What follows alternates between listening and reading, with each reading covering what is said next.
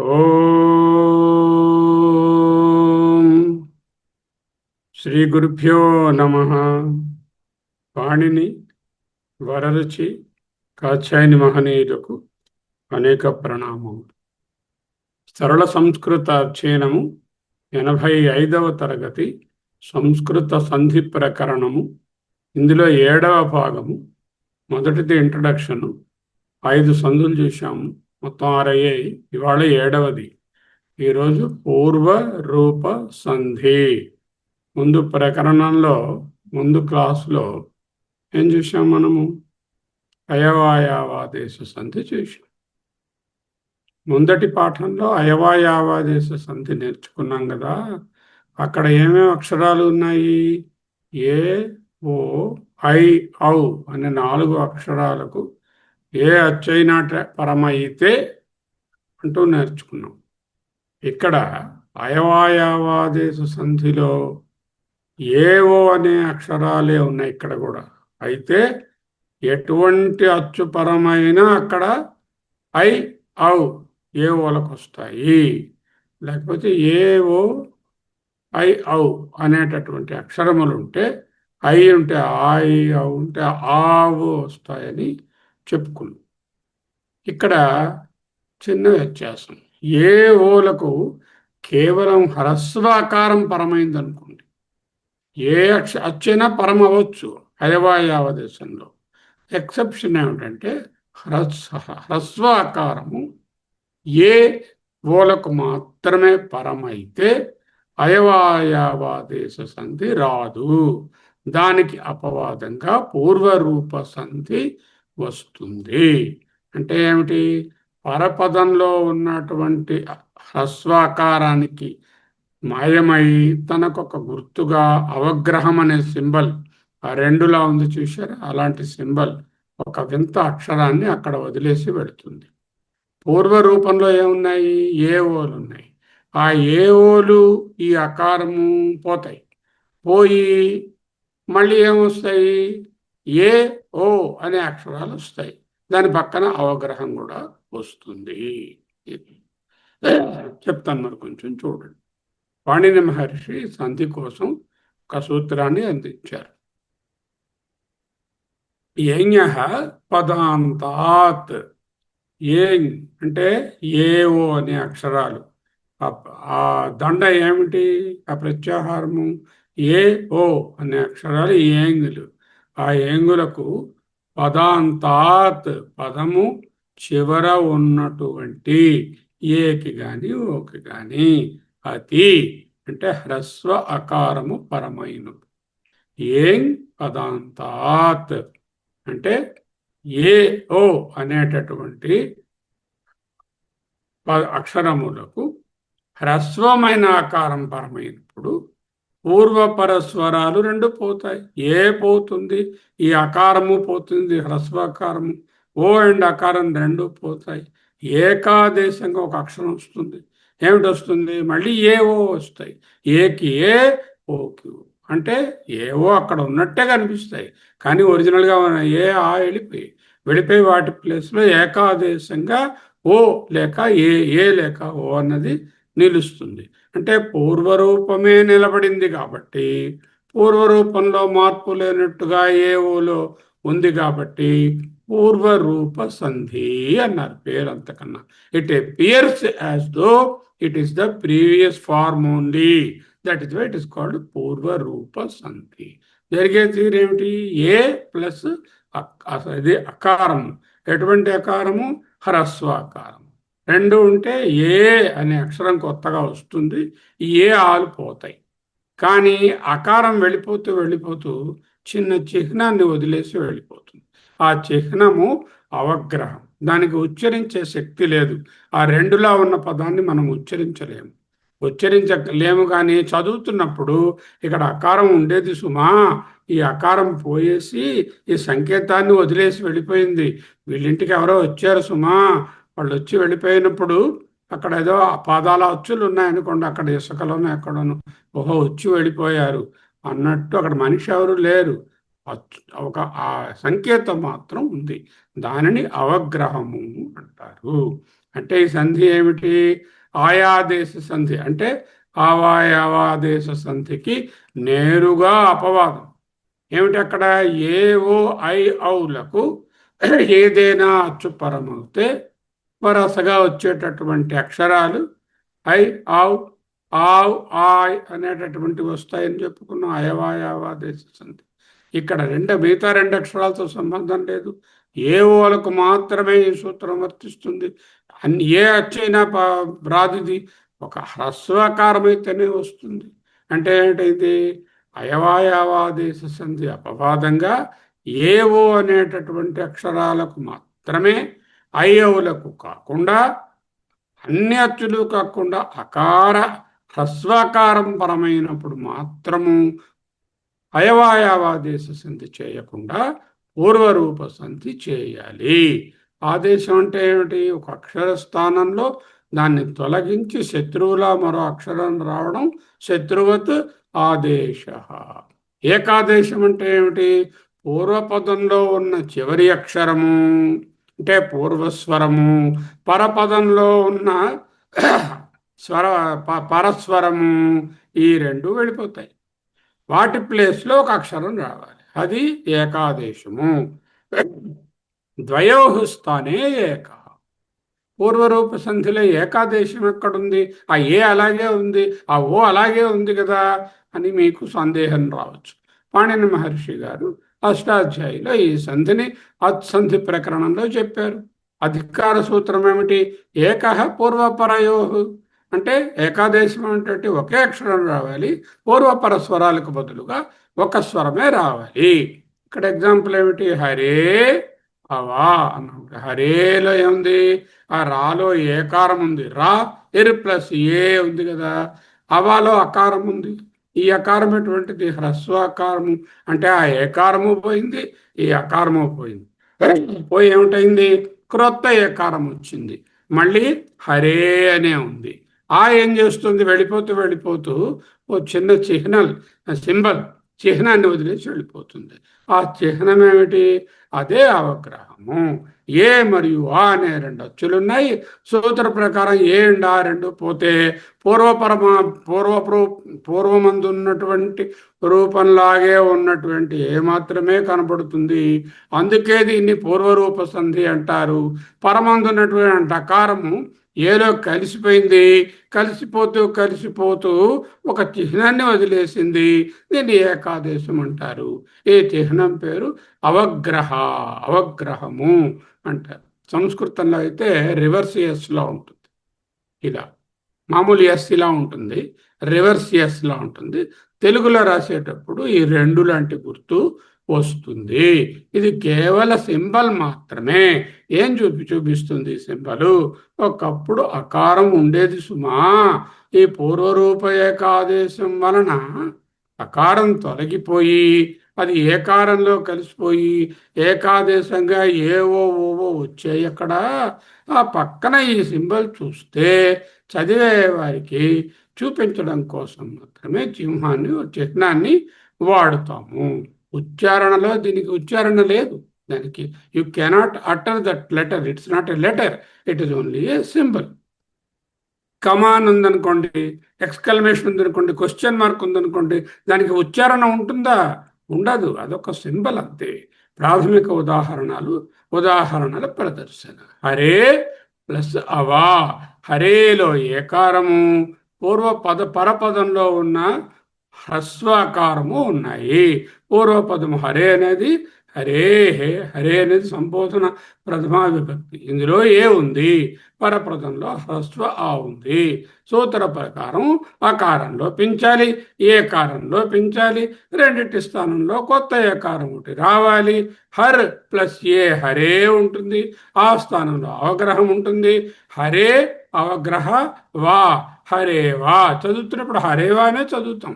హరేవా అన్నట్టుగా చిన్న ఆని ప్రొనౌన్స్ చేయక్కర్లా. హరేవా అని చదువుతాం. వ్రాసినప్పుడు మట్టుకు హరే అవగ్రహము వా అని రాస్తాము. ఓ హరి, హరే అంటే ఓ హరి సంబోధన. అవా నన్ను రక్షించు. అవ. అవనం అంటే రక్షణ. ఓకారానికి చూడండి, విష్ణు అవా పూర్వపదంలో విష్ణు, పదాంతం ఉంది విష్ణు. విష్ణు అంటే అది మళ్ళా సంబోధనం. విష్ణు పదాంతంలో ఓ అని అక్షరం ఉంది, పరపదంలో హ్రస్వకారం ఉంది. అకారానికి పూర్వరూప ఏకాదేశం జరిగి అవగ్రహం వస్తుంది. పూర్వరూప ఏకాదేశం అంటే విష్ణువులో ఉండేటటువంటి ఓకారము పోయింది, ఈ ఆ పోయింది, కొత్తగా ఓ అని వచ్చింది. అప్పుడు విష్ణు ప్లస్ ఓ విష్ణు. ఆ స్థానంలో అవగ్రహం వదిలేసింది, వాలా ఉంది, విష్ణువా మధ్యలో అవగ్రహం కనిపిస్తున్నట్టుగా రాయాలి. చదివినప్పుడు విష్ణువా అనే చదువుతాం. ఓ విష్ణువా రక్షించు. సరే, చూడండి, భాగాలుగా చెప్పండి. మొదట ఒక ఇంట్రడక్షన్ చెప్పండి, తర్వాత ఇంకొక దాని చెప్పండి. హలో, చెప్పండి. చెప్పండి సార్. మీరు ఫస్ట్ ఈరోజు ఒక కొత్త సంధి మొదలెట్టారు. ఆ మొదలెట్టే మునుపు ఏం చెప్పారంటే ఇది అయవాయావ సంధికి అపవాద సంధి అని చెప్పారు. మొదలెట్టారు ఫస్ట్. అయవాయవ సంధిలో మనం నేర్చుకున్నాము AIO. ఏం చేస్తారంటే అయవాయావదేశ సంధి చెప్పండి. అయవాయవ సంధిలో ఏంటవుతుందంటే మనకి ఫస్ట్ AIO ఈ వీటికి అచ్చులు కలిస్తే మనకి వరుసగా ఏకి ఐకి ఆయి, ఓకి ఔకి ఆ వస్తుంది చెప్పారు మీరు. అది ఏ అచ్చైనా కలవచ్చు, అక్కడ పర్టికులర్ అచ్చం లేదు. ఎక్సెప్షన్ ఏమిటి ఇక్కడ చూడండి. సో ఈ పర్టికులర్ పూర్వసంధి రూపంలోని ముఖ్యంగా ఇది అయవాయవ సంధికి ఇది అపవాదము. అయితే ఇందులో మాత్రం ముఖ్యంగా మనకి ఏ కానీ ఓ కానీ ఒక హ్రస్వ అకారం కలిసినప్పుడు మనకి ఒక కలిసినప్పుడు అదే వస్తుంది. ఏకి ఏవే వస్తుంది, ఏకాదేశంగా అవుతుంది. ఏకాదేశంలో అవుతుంది. అయితే వచ్చినప్పుడు మనకి ఆ బదులుగా మనకి ఒక అవగ్రహం అని ఒక సింబల్ పరిచయం చేశారు మాకు. అంటే ఎప్పుడు అవగ్రహం వచ్చినా సరే అది మన ఉచ్చారణలో ఏ మాత్రం మార్పు ఉండదు, కానీ మనం విడదీసుకున్నప్పుడు మాత్రము పూర్వరూప సంధి అని తెలుసుకోవాలి. అందుకని పూర్వరూప సంధి చెప్పారు. అది చెప్పారు సార్. మీరు 2 ఎగ్జాంపుల్ కూడా ఇచ్చారు మీరు. ఫర్ ఎగ్జాంపుల్ హరే ప్లస్ అప్పుడు ఆ వచ్చినప్పుడు అవా పెట్టినప్పుడు హరేవా అయిపోతుంది. అది హరేవా అవుతుంది, కానీ రాసుకున్నప్పుడు మాత్రం హరే అవగ్రహం వా వస్తుంది అనమాట మనకి రాసినప్పుడు.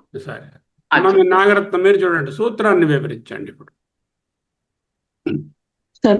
సూత్ర వివరణ ఇదేంటంటే పాణిని మహర్షి సంధి కోసం అందించిన సూత్రం ఏంటంటే ఏజ ఏంగ పదాంతాదతి అని చెప్పారు. అంటే పద విభాగం ఎలాగంటే దాన్ని ఏంగ్ అండ్ వేంగ్ ప్లస్ పదాంతాత్ ప్లస్ అతి అంటే అది దానికి అర్థం ఎలాగంటే ఏంగంటే ఏంటంటే ఏ ఓ 2 అక్షరాలే. ఏ అనే అక్షరం ఒకటి, ఓ అనే ఏఓలు 2 అక్షరాలు. ఇక్కడ 2 మినహాయించబడిపోయి ఐఏవులు దీంట్లో ఉండవు. వేరే అయవాయావదేశంలో 4 ఉన్నాయి. 4కి వర్తిస్తుంది. ఇక్కడ ఏఓలకు మాత్రమే ఈ పూర్వరూప సంధి. ఐఏవులు వస్తే ఏమవుతుందో చూపిస్తాను తర్వాత. ఈ 2 ఉంటాయి. అది ఆ పదాంతాత్ అంటే అర్థం పదం యొక్క చివర ఉన్నటువంటి అని మామూలుగా తెలిసిన మాటే. అతి అంటే హ్రస్వ అకారం అన్నమాట. హ్రస్వ అకారం పరమైనప్పుడు. అతి అంటే ఇది ఆ అనే అకారము అని అర్థం. ఆ అనే అక్షరం పరమైనప్పుడు అది పరం అయితే. దానికంటే తాత్పర్యం ఏంటంటే ఆ పదాంతం అందున్న అంటే చివరిలో ఉన్న ఏ కానీ ఓ కానీ వాటికి హ్రస్వమైన పూర్వ పదాంతం అందున్న ఏఓలకు మొదట వచ్చే పదంతో ప్లస్ మార్క్ ముందు వచ్చే పదంలో ఉన్న ఏ కానీ ఓ కానీ చివర ఉండే ఏ కానీ ఓ కానీ ఆ అక్షరానికి హ్రస్వమైన అకారం పరమైనప్పుడు అంటే ప్లస్ మార్క్ తర్వాత వచ్చే ఆ పరం అయితే అప్పుడు ఆ స్థానంలో ఏకాదేశం అవుతుంది. అంటే ఏంటి, ఏ పోతుంది ఆ పోతుంది, 2 పోతాయి. ఆ 2 పోయి అప్పుడు ఆ ఏంటంటే మళ్ళీ ఏకి ఏ ఓకే వస్తాయి. ఏ కనిపిస్తుంది, ఏ అంచేత కనిపిస్తుంది పాతదే ఉండిపోయినట్టు కనబడుతుంది. అనిపిస్తుంది. కానీ అది మామూలుగా ఏకాదేశం అంటారంట, అది పాతది అది పోయి కొత్తది వచ్చిందని. కలర్ ఏదైనా ఒక ఇచ్చుకుంటే పోయిన దానికి నలుపు రంగు, వచ్చిన దానికి ఎరుపు రంగు పెట్టుకుంటే ఇక్కడ ఎర్రగా కనబడుతుంది అనుకోండి. అలా కనిపిస్తుంది అనుకోండి. అంతే. అది. ఏ ఓ ఆ 2 అక్షరాలే ఏది అక్కడ ఉంటే అదే వస్తుంది. కాకపోతే ఇంకోటి ఏంటంటే ఒక చిహ్నం వస్తుంది, గుర్తు. అది అంటే 2 అంకె వేసినట్టుగాను గుర్తు వస్తుంది. లేకపోతే ఎస్ తిరగేసి రాసినట్టుగా, ఇంగ్లీష్ లో ఎస్ తిరగేసి రాసినట్టుగా గుర్తు వస్తుంది. దాన్ని అవగ్రహము అంటారు. అంచేత ఏ ప్లస్ ఆ ఈజ్ ఈక్వల్ టు ఏవే వస్తుంది, కానీ అవగ్రహం కూడా పక్కన ఉంటుంది. ఏ అని చదవాలన్నమాట, అంతకంటే ఇంకేం కాదు. అలాగే ఓ ప్లస్ ఆ అన్నప్పుడు కూడా ఓ అనే చదవాలి, అవగ్రహం పక్కన అగ్రహము ఉంటుంది. తర్వాత అక్షరము వచ్చేస్తాయి. తర్వాత ఇంకే అక్షరాలు ఉంటే అక్షరాలు వస్తాయి. అది ఇంకా చదవమంటారు సార్? ఆదేశం అంటే ఏమిటి, ఏకాదేశం అంటే ఏమిటి అమూల్య? హరి ఓం సార్. ఉమ్. సార్ ఆదేశం అంటే ఇప్పుడు ఒక అక్షరం స్థానంలో ఇంకొక అక్షరం వచ్చి అది కూర్చోడాన్ని ఆదేశం అంటారు. ఉదాహరణ ఆమ్, యణాదేశ సంధి. ఉమ్, యణాదేశం ఈ ఊరులకు, ఈ ఊరులు ఎన్నులు ఏ ఓవర్లు వస్తాయి చెప్పుకున్నాం కదా. yes sir. ఇవి ఈ ఊరులపై ఏ ఓవర్లు వచ్చేస్తున్నాయి, ఆ. తీసేసి అది పెట్టడం. అది యణాదేశ సంధి. అది ఓకే. ఏవో ఆటలు వస్తాయి. అయవాయవాదేశ సంధి, అది కూడా ఆదేశమే. అంటే అవును. ఏ ఓ ఐ అవులు పోయి ఐ ఔ ఐ ఆవ్ అనేవి వస్తున్నాయి, ఆదేశంగా వస్తున్నాయి. ఆ. అది ఏకాదేశం అంటే ఏకాదేశం అంటే ఏంటంటే ఇప్పుడు ఒక అంటే పదంలో పూర్వ పదంలో చివర ఉన్న అక్షరం పూర్వ స్వరం, దానికి పరపదం మొదటిలో ఉన్న అక్షరం పరమైనప్పుడు వాటిని స్థానంలో ఒకే ఒక అక్షరం వస్తుంది, ఏకాదేశం అంటారు దాన్ని. అది ద్వయోః స్థానే ఏకః. ఏక పూర్వరూప సంధిలో ఏకాదేశం ఎక్కడుంది? ఏకాదేశం ఇక్కడ ఏ ఓ ఎగ్జాంపుల్ తీసుకోండి. ఎగ్జాంపుల్ తీసుకుని హరే అవా, హరే అవా, హరే అవాలో హరే ప్లస్ అవగ్రహం ప్లస్ వా. అంటే అవగ్రహం ఎలా వచ్చింది? హ్రస్వ అకారం కలవడం వల్ల ఏకారానికి హ్రస్వ అకారం పరమైనప్పుడు అక్కడ దాని స్థానంలో ఏకారం ఉంటుంది, ఆ బదులు అది అవగ్రహాన్ని చిహ్నాన్ని వదులుతుంది. పాత ఏకారం పోయింది, దాని స్థానంలో కొత్త ఏకారం వచ్చింది అనుకోండి. అలా అవుతేనే ఏకాదేశం చెప్పినట్టు. ఓకే, అవును సార్, అవును, కరెక్ట్. ఆ బదులు ఒక చిహ్నాన్ని ఒక సింబల్ని వదిలేసి వెళ్ళిపోతుంది, వెళ్తోంది. ఒక ఆయన స్మోకర్ మన ఇంటికి వచ్చాడు, ఆయన వెళ్ళిపోయిన తర్వాత అక్కడ సిగరెట్ అక్కడ వదిలేసి వెళ్ళిపోయాడు. ఓహో వీళ్ళకి స్మోకర్ వచ్చాడు అని ఆ చిహ్నం తెలుసు. ఆ చిహ్నం లాగా అనమాట. ఎక్కడ ఆయన లేడు, స్మోక్ చేస్తున్న ఆయన లేడు, ఆయన చిహ్నమే ఉంది అంతే. దానికి ఏదైనా ఒక రూపం ఇస్తామా? ఇవ్వడానికి లేదు, రూపం లేదు. అంటే దాన్ని ఉచ్చరించక్కర్లా, అక్కడ చూసి వెళ్ళిపోతున్నప్పుడు మాత్రం తెలుస్తుంది అంతే, వెళ్ళిపోయింది అని తెలుస్తుంది. అర్థమైందా? అర్థమైంది సార్, థ్యాంక్ యూ సార్. అవగ్రహం ఎందుకు వస్తోంది? వ్యాకరణం ప్రకారం అవగ్రహం అనేది కొత్తగా వచ్చే అక్షరం కాదు, కేవలం గుర్తు. ఒకప్పుడు అకారం ఉండేది, ఇప్పుడు పూర్వరూప ఏకాదేశం వల్ల పూర్వస్వరం లోపల కలిసిపోయింది. అది చదివేవారికి చూపించడం కోసం అవగ్రహ చిహ్నాన్ని వాడతాం. సంస్కృత ఉచ్చారణలో దానికి ప్రత్యేకమైనటువంటి శబ్ద ఉచ్చారణ ఉండదు. ఉదాహరణ చెప్పండి, ఇంకోరెవరైనా. ఎవరున్నారు? మీ ముగ్గురే ఉన్నట్టున్నారు కదా. ఉన్నారే. విశ్వనాథం గారు ఉన్నారు, తర్వాత చదవచ్చు, కళ్యాణ్ సుమన్ చదవచ్చు. ఓం సార్, హరి ఓం. అదే సార్, ఇది ఉదాహరణ, ప్రాథమిక ఉదాహరణ ప్రదర్శన అంటే 2 పిల్లర్స్ అంటే అది ఇది కొంచెం ఇదే చదవమన్నారు సార్. ప్రాథమిక ఉదాహరణ ప్రదర్శన చదవండి. అదే అదే అంటే నాకు విను, అదే ఆ ఏకార ఉదాహరణ ఏ ప్లస్ ఆ ఏ అదంటే హరే ప్లస్ అవా, హరే ప్లస్ అవా. విశ్లేషణ ఏంటంటే పూర్వపదం హరే అనేది ఇది సంబోధన ప్రథమ విభక్తి కాబట్టి ఇందులో చివర ఏంటవుతుందంటే పరపదం మొదట్లో ఉండేటువంటి హ్రస్వ ఆ ఉన్నది. అయితే అలా కాదండి, పూర్వపదం హరేలో ఏ స్వరం ఉన్నది ఆఖరిని? అది అదా అదా ఏ ఉన్నది, ఏకారం. ఏ హర్ కారం, ఏ ప్లస్ ఏ, హరే హర్ ప్లస్ ఏ, హర్ అలా ఉంది. ఏ హర్ ప్లస్ ఏ, అనేటటువంటి స్వరము, ఆ స్వరం అవును. అచ్చుతుంది కదా, ఇది అచ్చుపోతుంది అవును. కదా ఇప్పుడు. అచ్చిపోయి ఇప్పుడు ఏకాదశం అవుతుంది కదా. పరపదంలో ఏముంటుంది స్వరము మొదట? పరపదంలో ఆ ఉన్నది, హ్రస్వాకారం ఉన్నది. హ్రస్వకారం ఉన్నది. ఉమ్. అయితే ఏమవుతుందంటే అకారాన్ని లోపించి పూర్వపదమైనటువంటి ఏ మాత్రమే ఇందులో మిగులుతుంది అనమాట. ఇది ఉమ్. అంటే ఇప్పుడు ఏమవుతుందంటే అప్పుడు ఆ అకార స్థానాల్లో అవగ్రహ చిహ్నం వస్తుంది. ఇది ఓన్లీ ఇది ప్రొనౌన్సియేషన్ లో ఏమీ మార్పు ఉండదు. మనకి సంస్కృతంలో ఇది తెలియడం కోసం మాత్రమే. ప్రక్రియ సూత్రం ప్రకారము అకారం లోపించి పూర్వరూపమైన ఏ మాత్రమే మిగులుతుంది. అకార స్థానంలో అవగ్రహ వస్తుంది. కలయిక ఏంటంటే హరే ప్లస్ అది అవగ్రహ చిహ్నం ప్లస్ వా, హరే వా. అంటే ఇది సంబోధన ప్రథమ విభక్తి కాబట్టి ఓ హరే నన్ను రక్షించు అని. ఒక చిన్న క్వశ్చన్ ఘనశ్యామ్, ఇక్కడ అవగ్రహం అన్నది ఏకాదేశంగా వచ్చిన అక్షరమా? అవగ్రహంతో సంబంధం లేదు సార్, సింబల్ పెట్టారు అంతే. అది అక్షరం కాదుగా, అది ఏకాదేశంగా వచ్చింది, అది కాదు. అది ఊరికే సంకేతం అక్కడ ఉన్నది అంతే. ఏకాదేశంగా వచ్చిన అక్షరం ఏమిటి? హరేవలో ఏ ఏ అనేది పోయి మళ్ళీ ఏ అనేది వచ్చింది, ఏకాదేశంగా వచ్చింది. ఏ ఆ రెండు పోయి ఏ అనేది వచ్చింది. ఆ అవగ్రహం ఏమిటి? అది ఏకాదశ అక్షరం కాదు, అది సింబల్, సంకేతం మాత్రమే. అక్షరం అయితే ఉచ్చారణ ఉంటుంది, సింబల్ కి ఉచ్చారణ ఉండదు. చిన్న సందేహం అండి, చెప్పండి. అంటే ఇప్పుడు మనం మామూలుగా అంటే తెలుగుకి సంస్కృతానికి కంపారిజన్ వద్దంటారు. కంపారిజన్ వద్దండి బాబు, కంపేర్ చేయటం లేదు. లేదు అక్కడ.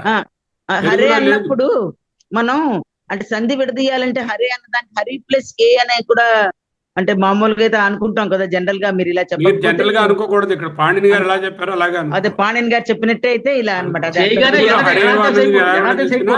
హరే ప్లస్ అవానే అవుతుంది. అది హరే అదే పూర్వరూప సంధి తెలుగులో లేదు. వి డోంట్ హ్యావ్ అన్ అవగ్రహ సింబల్, అలా వెళ్ళిపోవడాలి మనకి లేవు. అదే సింబల్స్ ఏం లేవు మనకి.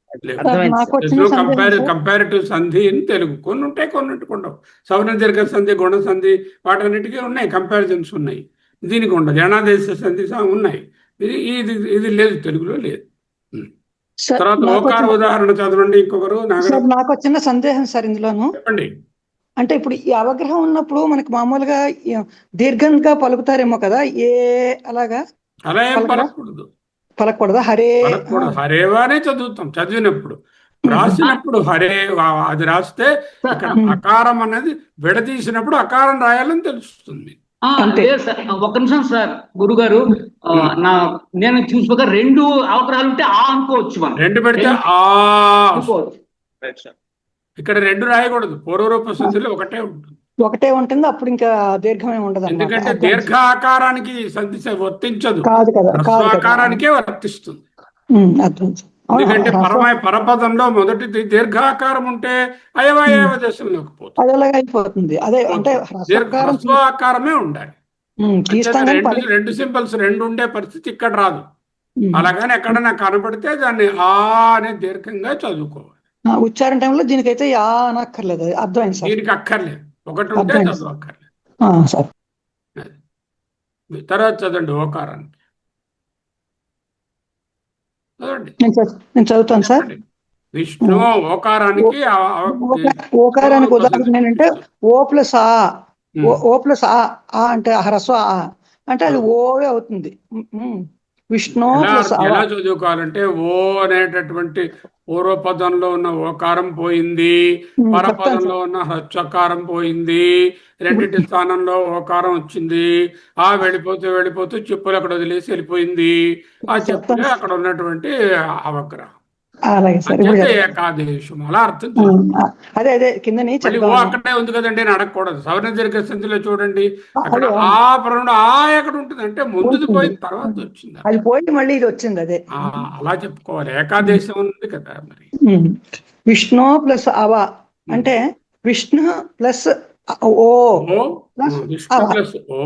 విష్ణు ప్లస్ ఓ ప్లస్ అవ ఆ ఓ అంచేత పోయింది, ఆ పోయింది. ఓకి ఆ పరమైంది కాబట్టి ఆ రెండు పోయి ఆ రెండు పోయి అక్కడ ఓ వచ్చింది, ఏకాదేశం అంటారు దాన్ని. ఆ వస్తుంది. ఒక సంకేతం కూడా చేరింది.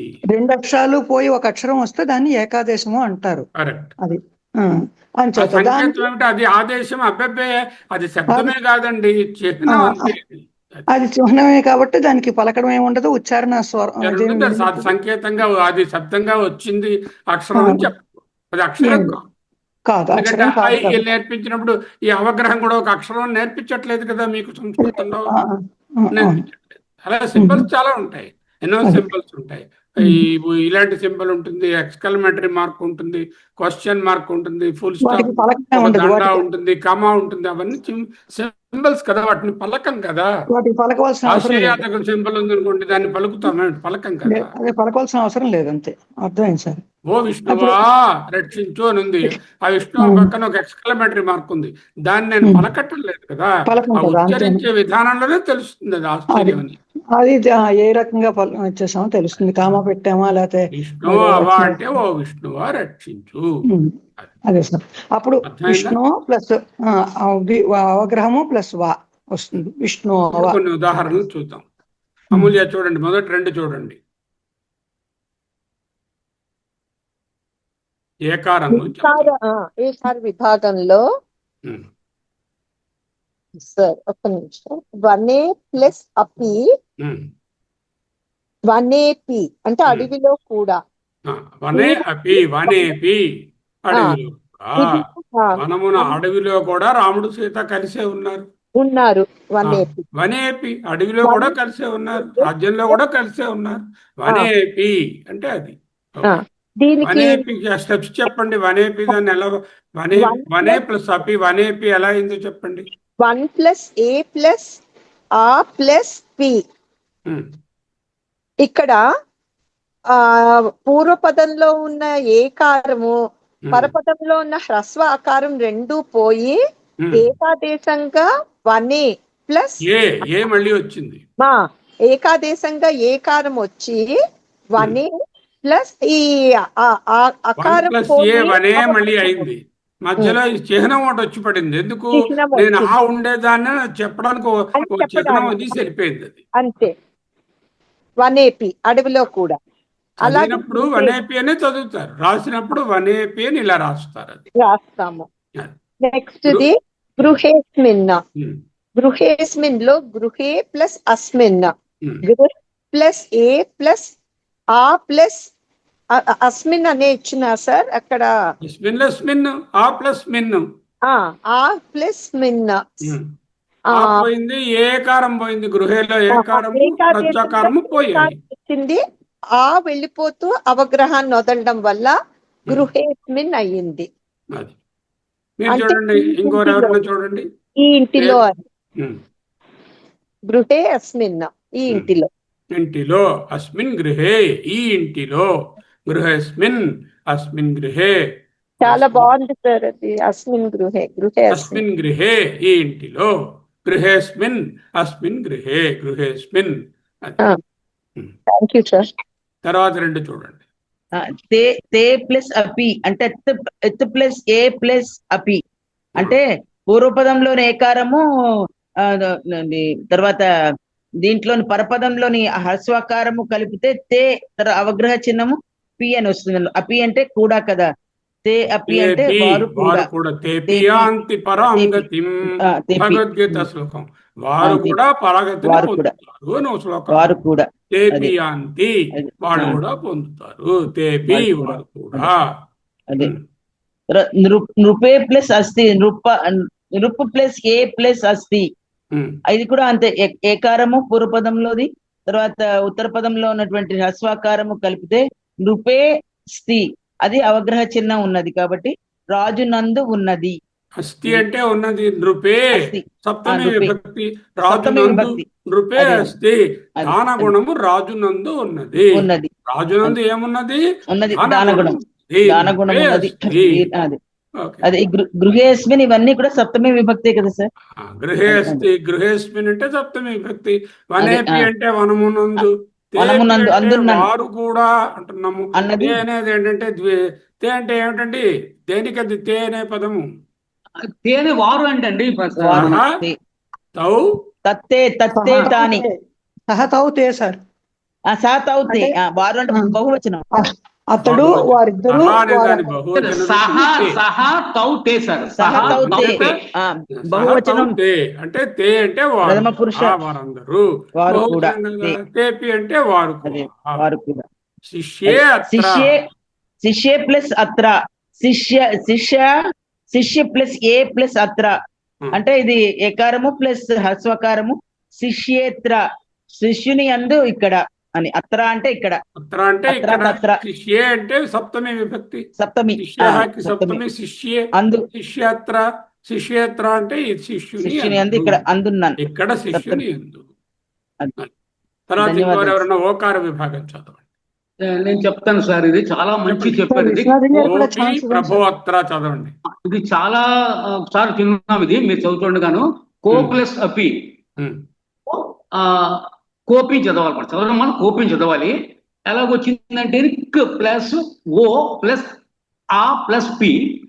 మనకి ఈ ఇక్ ప్లస్ ఓలో పోయి ఓ అవగ్రహం ఉంది, ఆ కూడా పోయి దాని స్థానంలో మళ్ళా ఓ వచ్చి మనకి కోపి అవుతుంది.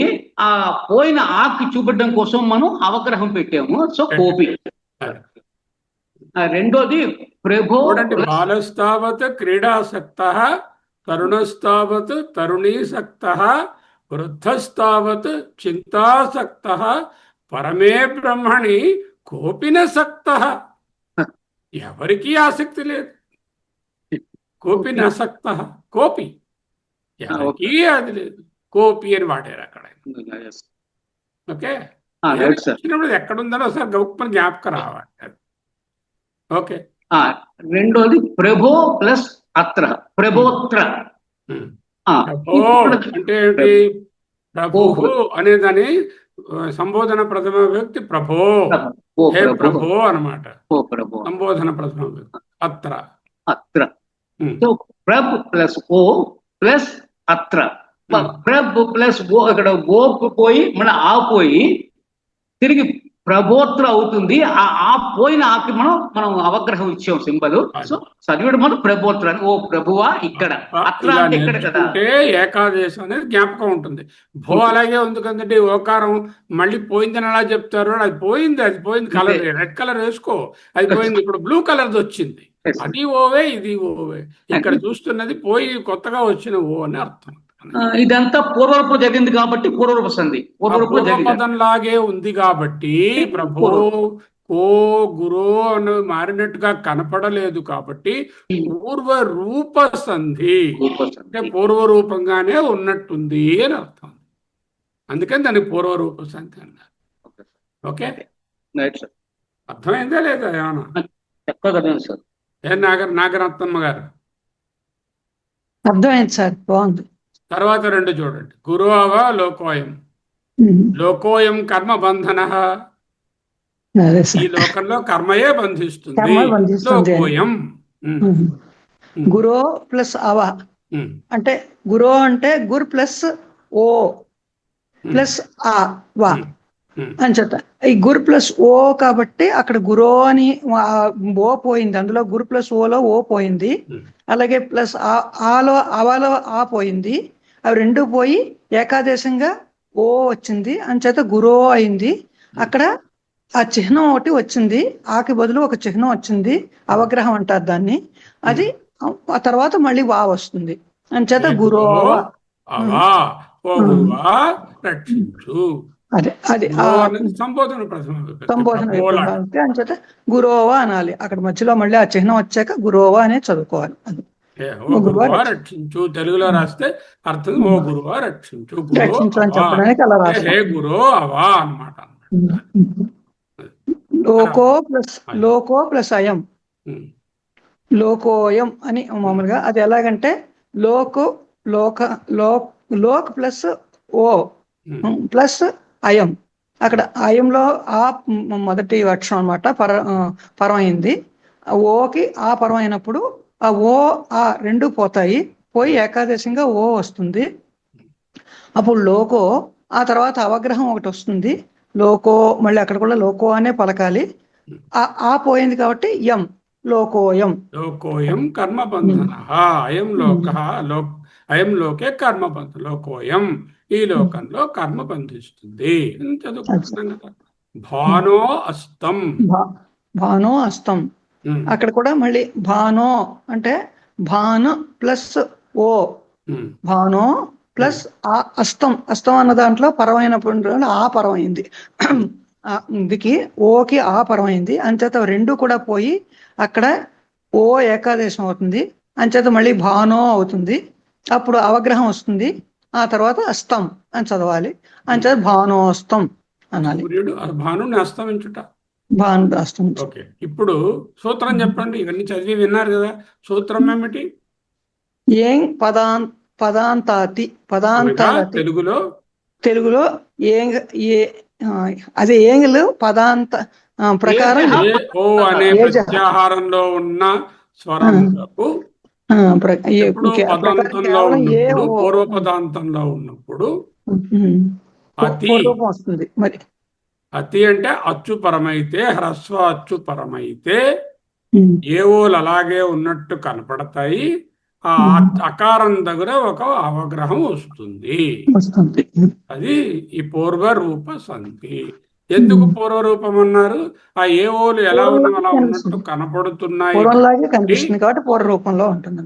అవి కనపడుతున్నాయి, అపూర్వ రూపంలోనే ఉన్నాయి కాబట్టి, ఉన్నట్టు ఉన్నాయి కాబట్టి పూర్వ రూప సంధి అన్నారు. అయితే ఇది అవులకు వర్తిస్తుందా? వాటి పరిస్థితి ఏమిటి? ఎందుకంటే అయవాదేశంలో ఏవో అయ్యో 4 అక్షరాలు ఉన్నాయి, ఆ 2 అక్షరాలకే చెప్పారు. అప్పుడు అయ్యవులు వస్తే ఏం చేస్తారు? అది క్వశ్చన్. అది చెప్తాను చూడండి సమాధానం. అయ్యవులకు పూర్వరూప సంధి వర్తించదు. ఈవెందో హ్రస్వాకారం పరమైనా కూడా అయ్యవులకు, హ్రస్వాకారం కాకపోతే ఏవోలకి వర్తించదు, అయ్యవులకి వర్తించదు. అయవాదేశ సంధి వచ్చేస్తుంది. మిగతా అచ్చులు ఏవైనా పరమైతే ఈ సూత్రం, ఈ సంధి ప్రసక్తే లేదు. హ్రస్వాకారం పరపదంలో మొదటి స్వరంగా ఉన్నప్పుడు మాత్రమే పూర్వరూపం చేయాలా వద్దా అనేది ఏవోలా అయ్యవులా చూసుకోవాలి. ఏవోలు అయితే పూర్వరూప సంధి, అయ్యవులు అయితే వర్తించదు. అర్థమైందా? అర్థమైంది సార్. అంటే అయ్యవులు అయితే అది ఇంకా అప్పుడేంటి ఇంకా చెప్పలేదు కదా. అయ్యవులు అంటే అయితే అయ్యవులకు వర్తించదని చెప్పానుగా, వర్తించదు అంతే. చెప్పుకోవాలి. అది అంతవరకు. పరపదంలో హ్రస్వాకారం ఉంది, పూర్వపదంలో ఏవోలు ఉన్నాయి. I have to do the పూర్వరూప సంధి. ఓకే, అయ్యవులు ఉన్నాయి, అబ్బే పూర్వరూప సంధి చేయకూడదు, మరి ఏ సంధి చెయ్యాలి అది చూడాలన్నమాట. అది ఓకే. పదాంతంలో ఐ లేక అవుటి, దాని పక్కన హ్రస్వాకారం వచ్చినప్పటికీ అక్కడ పూర్వరూపము అవగ్రహము అనేవి రావడం జరగదు. మునుపటి సూత్రం ప్రకారంగానే. మునుపటి సూత్రం ఏమిటి? అయవాయావదేశ సంధిలో ఐ అంటే ఏమిటి రావాలి? రావాలి. అవుతే ఈ దీర్ఘాక్షరాలండి, అందువల్ల అక్కడ ఆవులే వస్తాయి. ఏ ఓ అనేవి హ్రస్వాక్షరాలు, సంస్కృతం అది దీర్ఘాక్షరాలు కావు. మన తెలుగులో అయితే ఏలు ఉంటాయి, అక్కడ ఏ ఐ ఓ ఔ. ఏ హ్రస్వాక్షరము, దీర్ఘాక్షరం ఐ. అలాగే ఓ హ్రస్వాక్షరము, ఔ అనేది దీర్ఘాక్షరం. హ్రస్వాక్షరం ఉంటే I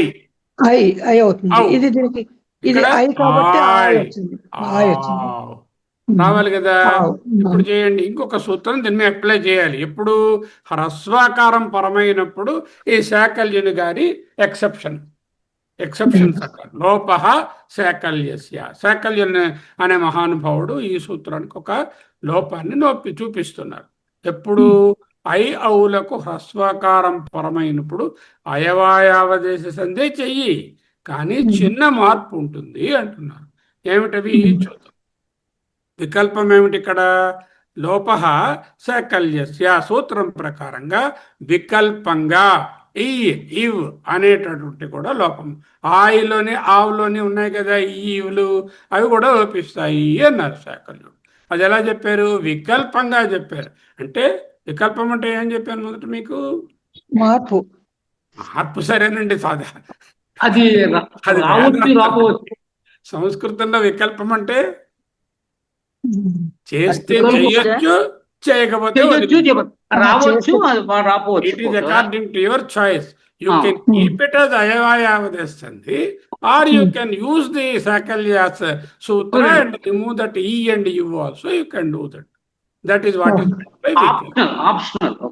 Optional, correct. It is optional depending on అక్కడ నీకు అక్షరాలు ఎక్కువ కావాలనుకోండి, ఛందస్కో ప్రాస కోసమో మరో దానికో కావాలనుకుంటే ఉంచుకో ఆ అక్షరాన్ని, లేదా అక్కడ ఒక అక్షరం తగ్గించుకోవాలనుకుంటే తగ్గించేసుకో, వికల్పంగా రావచ్చు అని చెప్తాం అన్నమాట. అర్థమైందా? ఇప్పుడు ఐకి చూద్దాం. తస్మై, తస్మైలో ఏముంది? తస్ ఐ. ప్లస్ ఐ. తస్మ, తస్మ ప్లస్ తస్మ ప్లస్ ఐ. ఐ ఉంది. అపి ప్లస్ ఆ. మామూలుగా ఐకి ఐ అనేటటువంటి అక్షరం మీద అచ్చు పరమవుతే అయవయవదశం రావాలి. ఇక్కడ అపి అచ్చు పరమైంది కానీ హ్రస్వాకారం ఇది, అంచేత కొంచెం జాగ్రత్తగా చూడాలి. తస్మై అంటే చతుర్థి విభక్తి పదాంతం, దాని చివరి ఐ ఉంది, పరపదంలో హ్రస్వాకారం ఉంది. ఇక్కడ పూర్వరూప సంధి రాదు. ఎందుకు? ఐకారం మీద రాకూడదు, ఏ ఓలకే రావాలి, ఐ ఓలకి రాకూడదు. సో పూర్వరూపం క్వశ్చన్ లేదు. ఐ స్థానంలో ఏం రావాలి? ఐ స్థానంలో ఆయ్ రావాలి. తస్మ ప్లస్ ఆయ్ ప్లస్ Plus అపి, అపి. తస్మాయపి అయింది. ఓకే, తస్మాయపి అనేటటువంటిది ఏ సంధి? ఆయవయవ సంధి. అయవయవదేశ సంధి. హ్రస్వకారమైనా ఏ అచ్చైనా చేసేస్తాం. అదే ఐ ఔలకు మాత్రం ఇది ఇలా వస్తుంది. కానీ ఒక ఎక్సెప్షన్ ఇచ్చారు శాకల్యుడు గారు. ఆ యాపీకి వచ్చాయా నీకు కావాలనుకుంటే, ఆ ఎకారం సౌండ్ కాబట్టి తీసియొచ్చు అంటున్నారు ఆయన. ఎకారం తీసిస్తే ఏంటవుతుంది? తస్మ అపి అవుతుంది. తస్మా యాలేదు, అపి విడివిడి. తస్మా అపి, తస్మా అపి. తస్మాయ్ తస్మా అపి యాలోపిస్తే తస్మా వేరుగాను అపి వేరుగాను ఉంటాయి. ఓ రెండు వేరే మా పదాలు. అపి అని రాసుకోవచ్చు, తస్మాయపి అని కూడా రాసుకోవచ్చు. మా అమ్మ మాయమ్మ అని ఓహో, రాసుకోవచ్చు. మనసు. మా అమ్మ అనొచ్చు, మాయమ్మ. ఆయమ్మ అనొచ్చు. ఆ ఎకారం అవసరం ఉంటే వాడుకోవచ్చు, లేకపోతే తీసేయచ్చు. రెండు పనికొస్తాయి. వికల్పం అది. అది ఈ సంధి కాదు, అది వేరే సంధి, కానీ ఎగ్జాంపుల్గా చెప్తున్నాం. ఓకే, ఎడాగమ సంధి అది మాయమ్మ అనేది. ఇక్కడ ఎడాగమ సంధి గురించి మాట్లాడటం లేదు. సో ఈ సూత్రం అర్థమైందా మీకు ఇప్పుడు చెప్పింది? అర్థమైంది సార్. ఔకారానికి చూద్దాం. పోనీ ఔ ప్లస్ ఆ అంటే ఆవు రావాలి. ఆవు ప్లస్ ఆ. తౌ అపి అని ఉంది. తౌ అంటే ఏమిటది ఆ పదం? ఇద్దరు. ఓకే. ప్రథమా విభక్తి ద్వివచనం కదా. సహకి తౌ కదా. సహ త్వౌ, తౌ సహా తౌతే. తౌ అంటే ద్వివచనం, ప్రథమ ద్వివచనం. సహా పదమునకు, సహా శబ్దమునకు తౌ అనేది ద్వివచనం. ఆ ద్వివచనం. ద్వివచనంలో ఔకారం ఉన్నది, పరపదంలో అపి ఉన్నది, ఆ అని ఉంది. ఇక్కడ కూడా పూర్వరూపం రాదు. ఎందుకు రాదు? ఎందుకంటే ఇక్కడ ఐ ఉంది కాబట్టి ఔకు రాదు. ఔకు రాదు. ఓన్లీ ఔ అన్నది కదా. ఏ ఐలకే చెప్పారు పూర్వరూప సంధి. అయోవులకు రాకూడదు. సో అవుకే రావాలి. ఐవాదేవ ప్రకారంగా సో తౌ అంటే ఇత్ ప్లస్ ఓ ఉంది అందులో. ఆవ్ వచ్చినటువంటిది కొత్తగా ఆదేశం అయింది. అది దేన్ని తొలగించాలప్పుడు? ఇత్ ప్లస్ ఔ ఆవ్ అపి తావపి అయింది. ఎందుకు? ఓకారాన్ని తొలగించేసి రావాలి ఆవ్ అనేది. అప్పుడు ఇత్ ప్లస్ ఆవ్ తావ్ ప్లస్ అపి తావపి. అయితే ఈయన శాకాల్యులు గారి ఎక్సెప్షన్ వాడితే ఆ వకారం కూడా పీకేసుకోవయ్యా నువ్వు కావాలంటే. తావపి అని రాసి, తావపి రాసినా కరెక్టే, తావపి అని రాసిన తావపి అని రాస్తే ఏవదేశం చేశారు. తావపి అని రాస్తే శాకల్యుడు గారిని తలుచుకున్నారు. అది అర్థం. అర్థమైందా అమూల్య? అన్నారా? ఉన్నాను సార్, ఉన్నాను. చెప్పండి. ఐకారానికి ఓకారానికి అయవాయవదేశ సంధి ఇది కూడా. ఇది పూర్వరూప సంధి కాదు. కాదు. అవును కాదు, సార్. కానీ ఇవి కొంచెం వ్యత్యాసంగా ఉంది కాబట్టి అవును. చెప్పుకుంటాం. చెప్పండి. సార్ ఇందులో నియమం ఏంటంటే మొదటి రూల్ చెప్పాలి. ఏ ఐ అయితేనే పూర్వరూప సంధి, ఐ అవుతే పూర్వరూప సంధి కాదు. పూర్వరూప సంధి రాదు. రాదు. ఎందుకంటే ఏ సంధి వస్తుంది? అయవాయావదేశ అయవాయావాదేశ సంధే వస్తుంది. ఎందుకు? ఏ ఐ ఓ ఔలకు అచ్చుపరమైనప్పుడు అయవాయావదేశ సంధి రావాలి. అయవాయావదేశం అనగానేమి? ఐ ఔ ఆయ్ ఆవ్ అనేవి ఆదేశంగా రావాలి. అది అది సంధి. ఆ సంధి ఇక్కడ అప్లై చేయాలి. చెప్పండి. సో చెప్పండి. ఇక్కడ ఐకారం చెప్పండి. తస్మై అన్న ఐ ఔకారానికి ఆవుగా మారుతాయి. సో ఇక్కడ లోప సాకల్యస్య అంటే సూత్రం ప్రకారం వికల్పంగా ఐ ఔల లోపం కూడా జరుగుద్ది. వికల్పం అనగా ఉన్న చేస్తే చేయొచ్చు, చేయకపోవచ్చు. ఆప్షనల్. ఇప్పుడు మీరు చదువుతుంటారు సబ్జెక్టులు, 6 సబ్జెక్టులు ఖచ్చితంగా పాస్ అవ్వాలి. ఇక ఈ పర్టికులర్ సబ్జెక్ట్ ఆప్షనల్. ఇష్టం ఉంటే ఆ కోర్స్ చేస్తారు, లేదు మానేస్తారు. లేకపోతే లేదు. ఆప్షనల్ అది. ఇప్పుడు ఐకార ఉదాహరణ తీసుకుంటే తస్మై ప్లస్ అపి.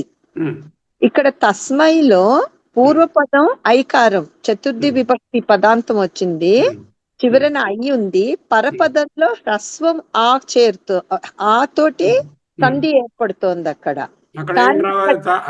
అయిపోయి ఏం రావాలి? ఆయ్ రావాలి. ఆయ్ రావాలి. తస్మ ప్లస్ ఆయ్, తస్మాయ్ అని. అప్పుడు అప్పి కలిపితే తస్మాయ్ అప్పి. తస్మాయ్ అప్పి ఎలా ఉంటుంది? తస్మాయ్ లో తస్మ ప్లస్ అయిపోయింది, ఆయ్ వచ్చింది. తస్మ ప్లస్ ఆయ్ తస్మాయ్ ప్లస్ అపి తస్మాయ్ అపి. తస్మాయ్ అపి అది ఒక రూపం, అది కరెక్టే. ఒకవేళ శాకల్యులు గారిని వాడుకుంటే యకారం కూడా లోపించి రావచ్చు. అప్పుడు తస్మాయ్ ప్లస్ అపి తస్మా అపి యకారం లోపించి. తస్మా అపి రెండు ఒక అచ్చు పరమైంది, సవర్ణమైన అచ్చులు. ఆ కలిపి సవర్ణ దీర్ఘ సంధి చేయకూడదు.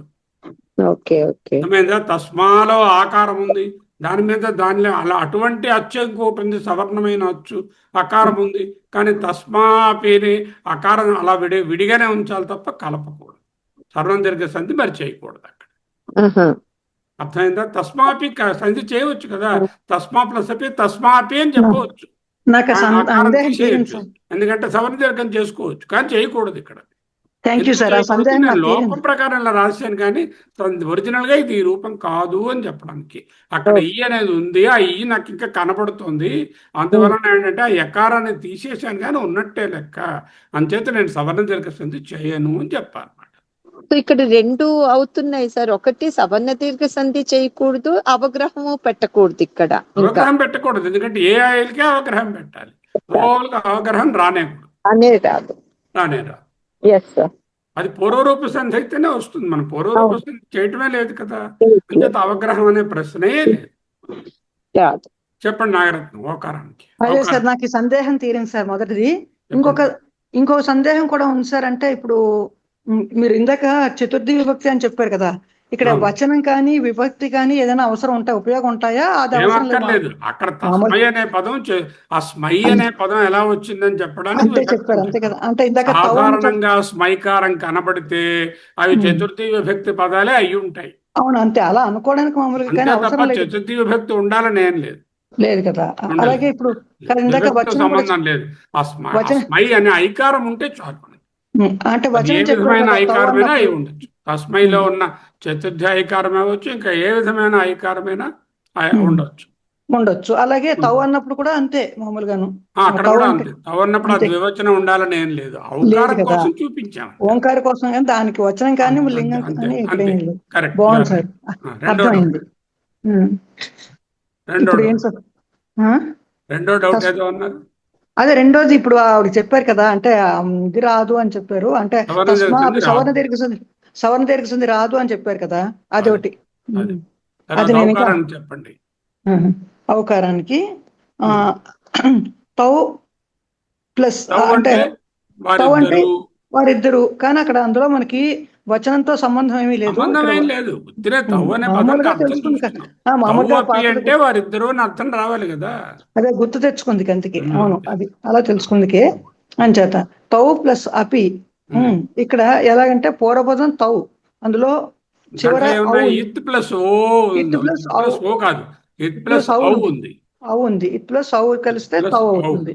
పూర్వపదంలో ఆ ఉంది, పరపదంలో ఆ ఉంది. అంచేత పరపదంలో ఆ ఉన్నప్పుడు పరపదంలో ఆవు లేదు, అపి ఉంది పరపదంలో. అదే అపిలో పోయి ఆ వచ్చింది ఇప్పుడు. అపిలో ఆ ఉంది. అపిలో పరపదం అంటే ప్లస్ మార్క్ పక్కనే ఉన్నది ఆ ఉంది, అది పోయి అపిలో ఆ వచ్చింది. ఔకారాన్ని తీసేసి ఆవ్ అనే ఆదేశాన్ని పట్టుకొచ్చాం. ఔకారం తీసి ఆవు పెట్టుకొచ్చాము. అంచేత ప్లస్ అదే తౌ ఆవు ప్లస్ అపి తావపి అవుతుంది అక్కడ. శాకర్యుడు గారి సూత్రం వాడితే, శాకర్యుడు గారి సూత్రం వాడితే తావు ప్లస్ అపి అంటే ఇవి లోపించవచ్చు. ఇవి లోపించినా పోతాయి కదా, తా అపి వస్తుంది. అయినప్పుడు కలిపికూడదు. మళ్ళీ సవరణ దీర్ఘం చేయకూడదు.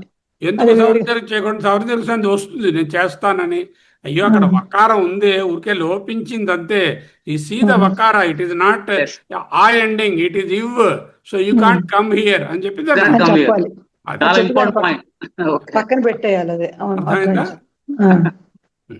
దీన్ని ఇప్పుడు పరరూప సంధి కాదు. ఈ సంధికి ఏం పేరు చెప్తారు సార్? పరరూప సంధి. ఈ సంధి అయవాయవదేశ సంధి. అంటే అక్కడ ఏఐ ఓలో ఏఐలకి చెప్పుకున్నాం కదా, ఓల పరిస్థితి ఏమిటి? అచ్వకారం హ్రస్వ అకారం పరమవుతే ఏమవుతుంది? సందేహం అక్కడ చెప్పకుండా ఇక్కడ చెప్పడంలో ఉద్దేశం ఏంటంటే దీని కంటిన్యూషన్ లో ఏఐ తర్వాత ఓవులకి ఏమవుతుంది, ఈ ఎక్సెప్షన్ శాకల్యాలు చెప్పాలని సాకల్య సూత్రం చెప్పారు వాడు. సాకల్య సూత్రం చెప్పారు, సాకల్య సూత్రం కూడా చెప్పారు సార్. అక్కడ కూడా చెప్పాను, కానీ ఇక్కడ మళ్ళీ కొంచెం విషయంగా పూర్వరూప సంధిలో 2 అక్షరాలు వాడాం కాబట్టి మిగతా 2 అక్షరాలకి ఇంకా చెప్పారు. వెంటనే డౌట్ వస్తుంది కదా, ఏఐ ఓవులు కదండి, ఓవులకి ఏంటవుతుందండి అంటే ఏ ఓవులకి చెప్పామండి, ఐ ఓవులకి వేరే అది వర్తించదండి, దీర్ఘాక్షరాలకి వర్తించదు అని చెప్పారు. అక్షరాలకే హ్రస్వాకారం పరమైనప్పుడే వస్తుంది. దీర్ఘాక్షరాలకు హ్రస్వాకారం పరమైనా కూడా పూర్వరూప సంధి రాదు, అయవాయావదేశ సంధే వస్తుంది. కానీ అయవాయావదేశంలో ఈ ఇవ్వు ఉండవచ్చు, ఆ ఈ కూడా తొలగించే అవకాశం సూత్రం ద్వారా వికల్పంగా కూడా చేసుకోవచ్చు. కావాలంటే వికల్పం చేసుకోవచ్చు. దీనికి చేస్తే చేయొచ్చు, మానేస్తే మానేయచ్చు. అది అందుకే కావాలంటే చేసుకోవచ్చు. అవసరాన్ని బట్టి, అక్షరాల నంబర్లను బట్టి అవసరాలు వస్తాయి కదా. అవును, అదే అలాంటప్పుడు మార్చుకోవచ్చు. నంబర్ల కోసం అన్నట్టు. తేపి తేపియాంతి పరాంగతి చదువుకున్నాం కదా, చదవండి. అపి తేపి, అలాగే అది ఏ సంధి? అది ఏ సంధి? ఇది మీరు ఇప్పుడు చెప్పే పూర్వపు సంధి. సార్ ఏకారం ఉంది కాబట్టి అవగ్రహం కూడా కనబడుతుంది ఇక్కడ. సార్ ఇక్కడ సార్ ఒక ప్రశ్న అడుగుతాను సార్ ఇక్కడ. సార్ కోపి ఇత్ర ఆగచ్చతు అనొచ్చు నేను, కోపి ఇత్ర ఆగచ్చతు అంటే ఎవరు వచ్చారు అని అడుగుతున్నా. ఎవరైనా ఇక్కడ రావచ్చు అని. కోపి ఎవరైనా ఇక్కడ రావచ్చు. ఆగచ్చతు కోపి అని కోపి, అలాగే ఇక్కడ ప్లస్ అన్నారు కదా ఆయన. కోపి ఎవరు ఆసక్తి చూపుట లేదు అని చెప్పారు. Okay, I out. నెక్స్ట్ ఏఓలు అయిపోయి ఐ లేదా ఔ అంటే అవి ఆయాదేశ సంధి అంటే షార్ట్ ఫార్మ్ అందులో ఈ ఏ ఓ తీసేసాము. ఇప్పుడు ఐ ఔ మిగిలాయి. ఈ ఐ ఔకి మనకి సంధి జరిగినప్పుడు ఆ వస్తాయి అక్కడ. అంటే ఉదాహరణకి ఏంటంటే తస్మై ప్లస్ అపి అంటే తస్మాయ్ అపి మనకి అందులో ఎక్సెప్షన్ ఏంటంటే తస్మా ప్లస్ అపి ఆయి తీసివచ్చు. అంచేత ఎవరైనా రాశారు అనుకోండి, అది కూడా కరెక్టే. తస్మా అపి రాయాలి, తస్మా అపి అని ఎందుకు రాశారు అంటే శాకల్య ఎక్సెప్షన్ వాడారు ఉంది కాబట్టి తస్మా అపి అని కూడా రాసుకోవచ్చు. అలాగే ఇంకొక ఉదాహరణ, ఔ తోటి ఉదాహరణ ఏంటంటే తౌ ప్లస్ అపి తావపి అంటే అక్కడ కూడా తవ్ అన్నప్పుడు ఆ మీ వస్తుంది. ఇద్దరు కూడా తావ్ అదే. తవ్ తవ్ అంటే మీ ఇద్దరు కదా, తావపి అంటే వారిద్దరు కూడా. ఇత్ ప్లస్ ఆ వస్తుంది. ఆ ఆవుకి ఆ చేసేసి అప్పుడు అలాగే అపి వస్తుంది. అంటే ఆవిడ తావపి అయింది. ఒకవేళ మనకి బాగా తీసేయాలనుకుంటే తీసేసి తా అపి రాసుకోవచ్చు. అదే ఇదే క్లియర్ గా స్టెప్ బై స్టెప్ నేను చూపిస్తున్నాను. తావపి ఎలా సిద్ధించింది, సూత్ర ప్రకారం అవకారానికి హ్రస్వాకారం పరమైంది. ఆవు స్థానంలో ఆవు రావాలి. ఇత్ ప్లస్ ఆవ్ అంటే తావు అపి తావపి. శాకల్య ఎక్సెప్షన్ వాడాను. వాడితే రెండవది ఏమిటి, శాకల్యం ఎక్సెప్షను. లోప శాకల్యస్య అనే సూత్రము. పదాంతమందున్న చివరున్న ఈకారం కానీ ఇవకారం కానీ తీసేయవచ్చు. తీసేస్తే తావపీలో వకారం తీసేస్తే తాపి అనే మిగులుతుంది. ఇక్కడ ఒకవేళ గుణసంధి కానీ సవర్ణ కానీ అవకాశం ఉంటే అది రాదు. ఎందుకంటే వకారము యకారము ఉన్నట్టే ట్రీట్ చేస్తుంది. అది దానికి ఒక పరిభాషా సూత్రం ఉన్నది. పూర్వత్ర సిద్ధం అనేటటువంటి ఎక్సెప్షన్. అంటే పూర్వత్ర ముందుగా అక్కడ వకారము యకారము ఉన్నాయి కాబట్టి అవి ఉన్నట్టుగానే సవరణ దీర్ఘ సంధి చూసి అక్కడ రాకుండా ఆగిపోతుంది అని చెప్తారు. అంతకన్నా ఓకే. దీనికి ఎక్సెప్షన్స్ చెప్పుకోవాలి. పూర్వరూప సంధికి ఎక్సెప్షన్స్, ప్రతి సంధికి ఎక్సెప్షన్స్ ఉంటాయి కొన్ని కొన్ని. ఇప్పుడు ఇంతవరకు అర్థమైందంటే ఎక్సెప్షన్స్ చెప్తాను. అర్థమైంది సార్. ఓకే.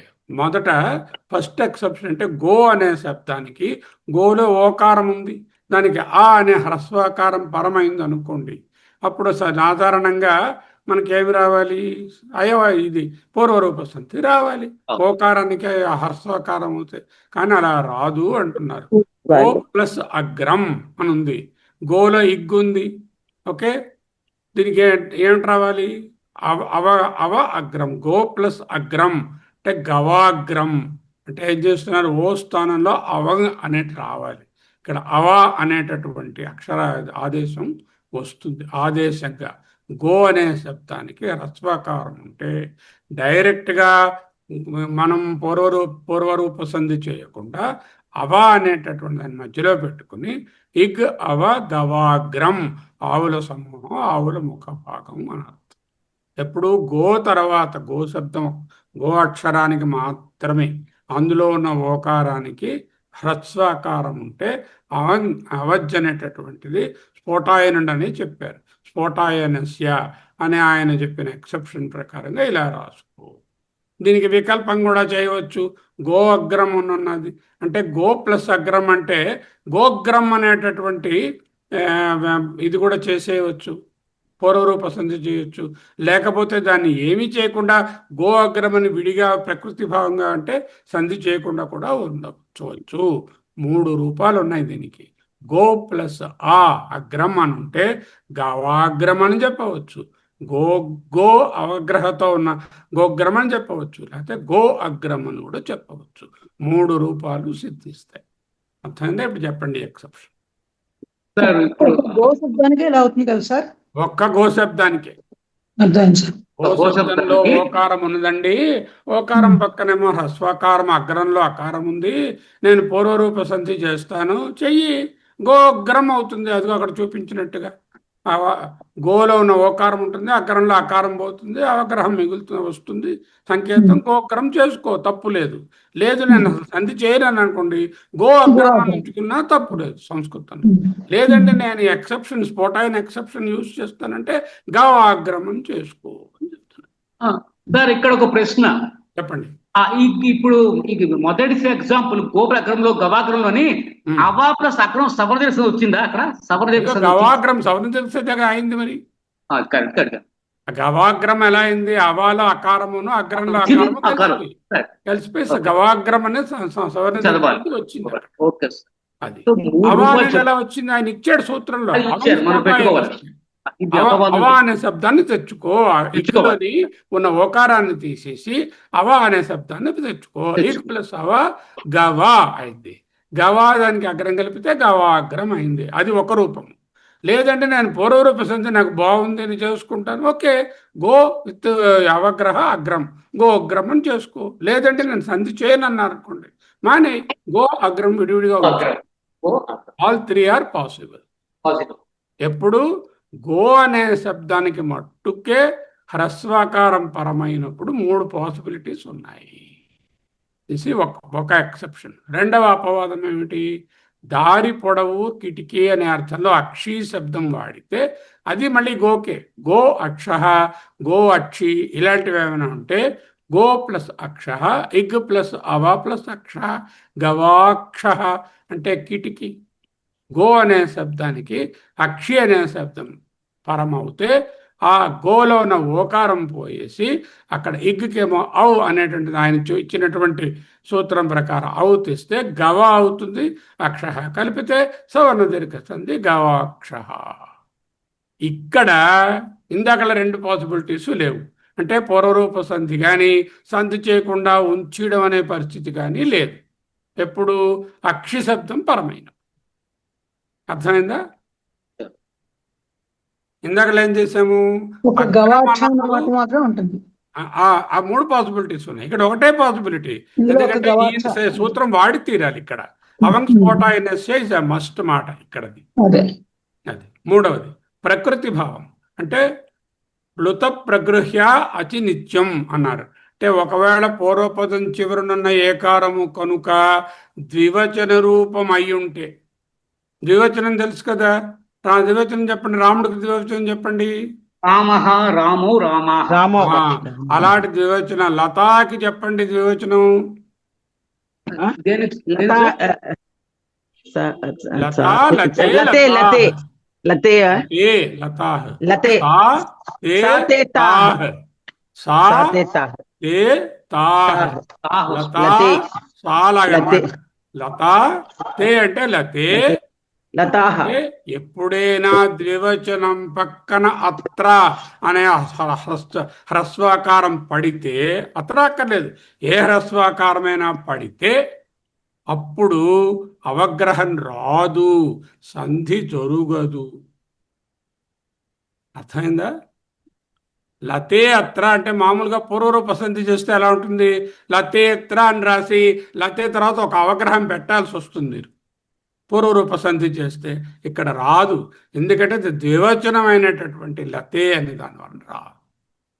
అర్థమైందా? ఏదైనా ద్వివచన శబ్దమైనటువంటి ఏకారానికి కానీ ఓకారానికి కానీ ఔ అత్ర అనే ఏ హ్రస్వాకారమైన పరమవుతే పూర్వరూప సంధి చేయకూడదు. అది ఎలా ఉన్నది అలా వదిలేయడమే. దాన్నే ప్రకృతి భావం. కవే అము. కవే అంటే కవికి చెప్పండి వచనాలు. కవిహి, కవిః,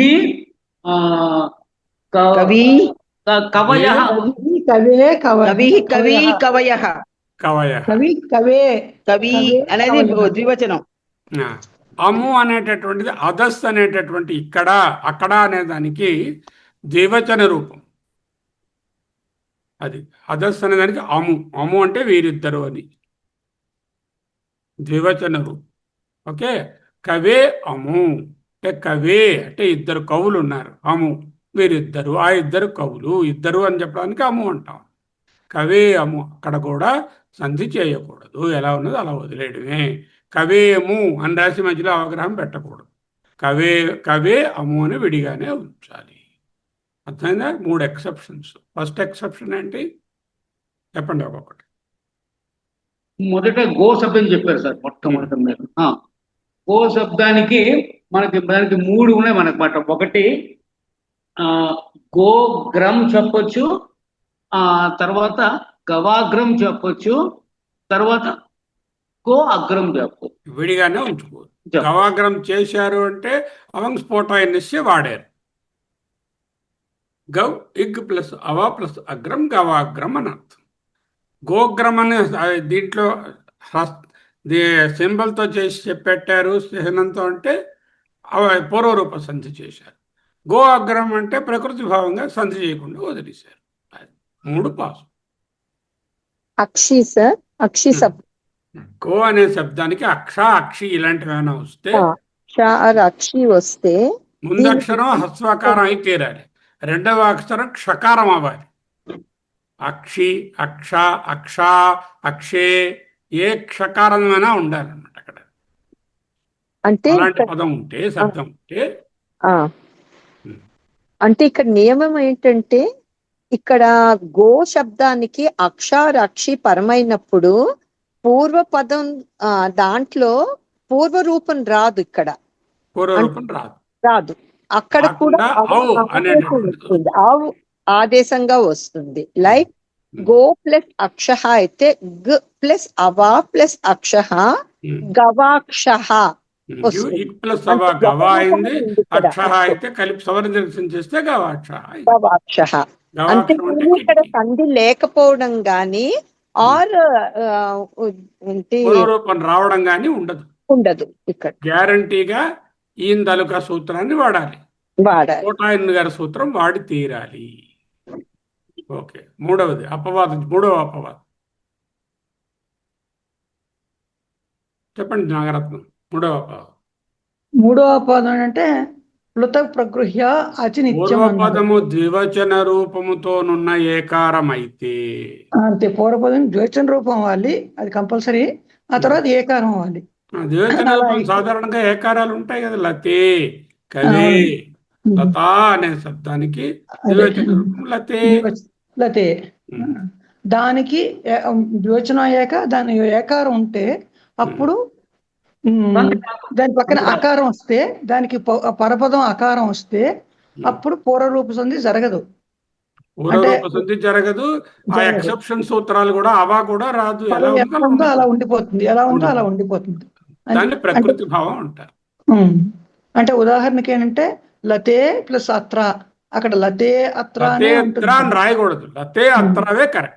అంటే లతే అత్ర రెండు వేరే. లతేత్ర అని ఒక సింబల్ పెట్టి రాశారు అనుకోండి, లతా ప్లస్ లతా అత్ర అని అలా రాశారు కూడా తప్పు, రాయకూడదు. అక్కడ సంధి జరగదు, అవగ్రహం రాదు అన్నమాట. అలాగే కవే అము కూడా ఇంకొక ఇది కూడా కవే ప్లస్ అము అన్నప్పుడు కూడా కవే అము అంటే రాయాలి. అంటే ఈ ఇద్దరు అము అంటే ఇద్దరు, ఈ ఇద్దరు కవులుకి కవే అము, కవులు ఇద్దరు అన్నట్టుగాను మళ్ళీ అము అంటే ఇద్దరు అని అలాగా అంచేత అదే వస్తుంది. కానీ అక్కడ ఇంకేం సంధి జరగదు. సారాంశం చూపిస్తున్నాను. గో ప్లస్ అగ్రం, గోగ్రం రావచ్చు, గో అగ్రం అవచ్చు, గవాగ్రం 3 పాసిబుల్. గో అక్షక, గోక్ష ఇలా మధ్యలో రావాలి, అలా ఉండకూడదు, గవాక్షమే వస్తుంది. లతే అత్ర ద్వివచనం కాబట్టి సంధి జరగదు, లతే అత్ర అలాగే ఉండిపోతుంది. అర్థమైందా? ఇక్కడ 3 పాసిబిలిటీస్ ఉన్నాయి. గవాగ్రం రావచ్చు, గోగ్రం రావచ్చు, గో అగ్రమ్ను విడివిడిగా కూడా ఉంచేసుకోవచ్చు. ఓకే, ఇంకా అభ్యాస పత్రాలు. వనే అపి ఏమిటి చేస్తారు? వనేపి వస్తుంది సార్, ఆగ్రహ రాయాలి. గృహేస్మిన్ వస్తుంది, ఏకారం వస్తుంది, అక్కడ అవగ్రహం పెట్టాలి. తే ప్లస్ అపి, తే ప్లస్ అపి, తేపి. నృపే అస్తి, నృపే ప్లస్ అస్తి, నృపే అస్తి. శిష్యే అత్ర, శిష్యే అత్ర, శిష్యేత్ర. పూర్వరూప సంధి. ఇవన్నీ పూర్వరూప సంధి. ఏకారానికి ఎగ్జాంపుల్స్. హరే ప్రసవ హరేవా, హరేవా. Okay okay. తర్వాత నగరే, నగర్ ప్లస్ ఏ ప్లస్ ఆ ప్లస్ స్మిన్, ఇక్కడ నగరేస్మిన్. నగరే అస్మిన్, నగరేస్మిన్.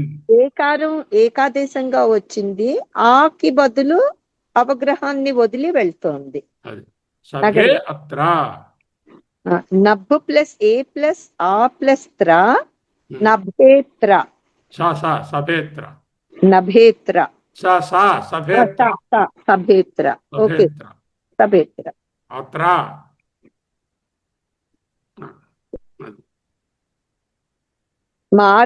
మార్గ్ ప్లస్ ఏ ప్లస్ అస్తి, ఆ ప్లస్ తి, మార్గేస్తి. ఆగేస్తి తల. ఇంకా తర్వాత నాగరత్నం మీద చదవండి. చేతే త్ర. చేతే ప్లస్ అత్ర. అక్కడ చేతేలో చేత్ ప్లస్ ఏ చేతే ప్లస్ అత్ర. అప్పుడు ఏ ప్లస్ ఆ ఇజ్ ఈక్వల్ టు అదేంటంటే మళ్ళీ ఏవే వస్తుంది, రెండు పోయి ఏకాదేశంగా ఏవే వస్తుంది, అవగ్రహం మిగులుతుంది. అంచేత చేతే అక్కడ అవగ్రహం త్ర, చేతే త్ర. త్ర విత్ అవగ్రహం. ఆ. కవయే అపి. అలాగే కవయేపి, కవయే అపి అది కూడా అలాగే కవయ ప్లస్ ఏ కవయే అవుతుంది. అక్కడ దానికి ప్లస్ అపి అన్నప్పుడు ఆ రెండు అక్షరాలు పోయి ఏను ఆ రెండు పోయి అక్కడ ఏకాదేశంగా ఏ వస్తుంది. కవయే అక్కడ అవగ్రహం మిగులుతుంది. అంచేత కవయేపి. అలాగే గురవే అపి. అలాగే గురవే దేవే అపి, అస్తి. దేవే అస్తి రామే అది కూడా అంతే. అర్పితం. ఉమ్. రామే రామే అర్పితం. రామే అర్పితం అది కూడా కృష్ణేను అంతే. రాగః. ఉమ్. ఓకే, సో ఇవన్నీ చేయండి మీరు. అలాగే సార్. అయిపోయింది. ఇంకేమిటి, చాలా బాగా చెప్పుకున్నాం. చాలు సార్. అర్థమైందా? అర్థమైంది సార్. సమరైజ్ చేస్తున్నాను ఒకసారి 5 నిమిషాల్లో. ఆ. ఏ, ఓ, ఐ, ఔ అని 4 అక్షరాలు అయవాయావదేశ శుద్ధిలో వాడాము.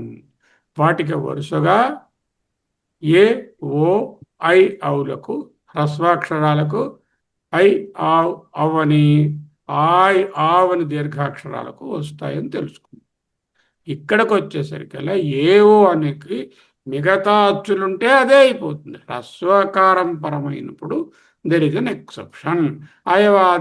అయవాయావాదేశ సంధి ఎక్సెప్షనే ఈ పూర్వరూప సంధి. ఏ గాని ఓ గాని పూర్వపదంతంలో ఉన్న స్వరం అవుతే, హ్రస్వాకారం పరపదంలో పరం అవుతే ఈ సూత్రాన్ని వాడండి. ఏంగ్ పదాంతాత్, ఏంగులనగా ఏవులు. పదాంతాత్ పదం చివరిలో ఉంటే పూర్వపదంలో, అతి అంటే హ్రస్వాకారం పరమవుతే దానికి ఆ ఏ అండ్ ఏ తర్వాత హ్రస్వాకారం పోయి మళ్ళీ ఏవే వస్తుంది. అలాగే ఓ అండ్ అస్వాకారం పోయి ఓయే వస్తుంది. కానీ చిన్న తేడా ఏంటంటే ఆ పోతున్న ఆ ఏమో ఒక సింబల్ వదిలేసి వెళ్ళిపోతుంది. ఆ సింబల్ పేరే అవగ్రహము. ఇది ఏకాదేశము. అర్థమైపోయింది. హరే ప్లస్ అవ హరేవా, విష్ణోహ్ అవ విష్ణువా, ఆ విధంగా ఇదైపోయింది. సరేనండి, బాగానే ఉంది. మరి ఏ ఓల గురించి చెప్పారు? అయ్యవుల సమాచారం ఏమిటి? అయ్యవుల సమాచారంలో అయ్యవులు ఉన్నప్పుడు నువ్వు ఈ పూర్వరూప సంధి చేయకూడదు. ఇప్పుడు ఏం చేయాలి? అయ్యవులు ఉన్నప్పుడేమో 2 రకాలుగా వాడుకోవచ్చు. అయ్యవులకి కానీ హ్రస్వాకారం పరమగితే అక్కడ ఏంటంటే పదాంతంలో ఆయ్ అవుగా మారుతాయి. లోపహ వస్తే ఆ ఇవి యొక్క వకారాలు పోతాయి. అంటే ఎలా ఉండవచ్చు? తస్మై ప్లస్ ఐ ఉంది, అక్కడ అకారం పరమైంది. తస్మై ఆ అని రావాలి. అయవాయ దేశ ప్రకారం తస్మాయపి అని వచ్చింది. ఆ యకారం ఉంచుకోవచ్చు, లేకపోతే తీసేయచ్చు. తస్మాపి కూడా చెప్పుకోవచ్చు. ఔకారానికి వస్తే తౌ అపి, ఇత్ ప్లస్ ఔ ప్లస్ ఆవ్ అపి, ఔకు బదులు ఆవ్ రావాలి. ఇత్ ప్లస్ ఆవ్ అపి, తావ్ అపి, తావపి ఉంచుకోవచ్చు. పకారం తీసేస్తే తా అపి అని విడివిడిగా ఉంచుకోవచ్చు. ఆ రెండింటినీ కలిపి సవర్ణ దీర్ఘం చేయకూడదు. ఎందుకంటే అక్కడ యకారము వకారము ఉన్నట్టుగానే సంభావించబడతాయి. ఓకే, ఎక్సెప్షన్స్ ఏమిటి? 3 ఎక్సెప్షన్స్. మొదటి ఎక్సెప్షన్ ఏమిటి? గో అనే శబ్దానికి హ్రస్వాకారము అక్కడ ఓకారం ఉన్న హ్రస్వాకారం పరమైనప్పుడు చేస్తే పూర్వరూప సంధి చేయండి, గో అగ్రమనండి. లేదు స్ఫోటాయనుడి గారి సూత్రం వాడితే అవాపదాన్ని తెచ్చుకుని గవాగ్రమని చేయండి. లేదు ఏం చేయకుండా గో అగ్రమని విడివిడిగా కూడా వదిలేసుకోవచ్చు. 3 పాసిబుల్. అక్షీ శబ్దము ఆ అనే హ్రస్వాకారము క్షాక్షరంతో ఏ గుణింతమైన అక్షరం ఉన్నా కూడా గో అనే శబ్దానికి ఇక్కడ పూర్వరూప సంధి డైరెక్ట్గా రాదు. ఎందుకంటే అవ అనేటటువంటి దాన్ని తెచ్చుకోవాలి. గవాక్ష అక్కడ ఈ అవగ్రహం ఉన్న పూర్వరూపము రాదు. అలా వదిలేసేటటువంటి పరిస్థితి కూడా లేదు. ప్రకృతి భావం అంటే ఎప్పుడైనా ద్వివచనంతో ఉన్నటువంటి ఏకారం మీద హ్రస్వాచ్చు అకారం పరమవుతే ఆ ద్వివచనం మీద పరమైనప్పుడు మాత్రమే ఇక్కడ పూర్వరూప సంధి జరగదు. అలాగూ ఇంకొక సంధి అయవాయవది సంధి అది రాదు. ఏ సంధి లేకుండా అలా ఉండిపోతుంది. ఇది మనం తెలుసుకుంటాం.